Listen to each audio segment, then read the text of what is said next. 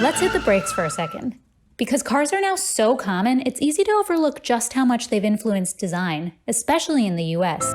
We've built places to put them, reconceived restaurants, reimagined our homes, Wait, back up. Cars didn't actually inspire much car-shaped architecture like this Austrian house. That's better.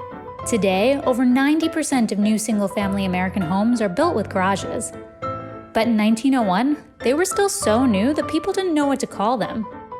Motor barn, motor den, motorium? Anyways, thanks to cheaper, more accessible cars, the confusion didn't last long.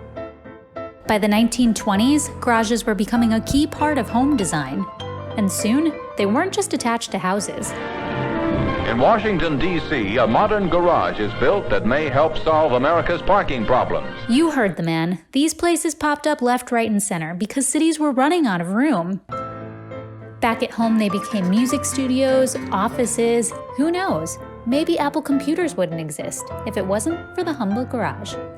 The point is, from houses to multi-story structures, this need to put cars somewhere transformed architecture. But when cars become smarter, if they start to fly, what'll happen to those spaces?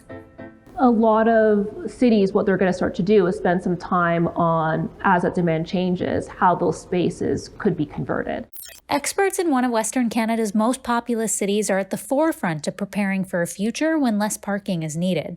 They've transformed lots into outdoor art galleries and parks, but their crowning achievement is still under construction. It's going to be a 500-space parkade.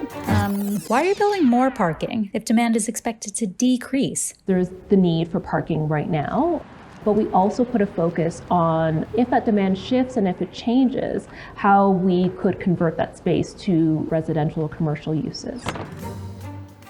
In Calgary's up-and-coming East Village, the 9th Avenue Parkade will house startups, recreational areas, and those 500 parking spots.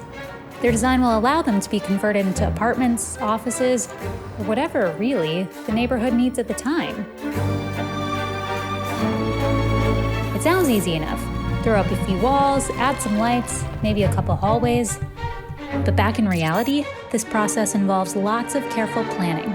For instance, the ceiling heights here are actually 1.5 times larger than a typical parkade. What we're trying to do here is accommodate future utilities, be it electrical and mechanical.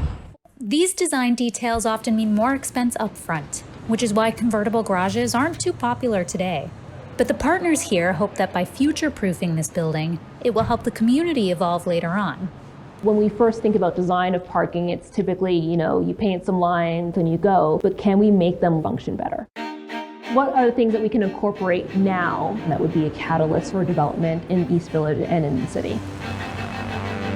This garage can be converted at any time. A smart move, because transportation predictions are all over the place. In 2015, some news outlets said that we'd be driverless this year. Yeah, not quite.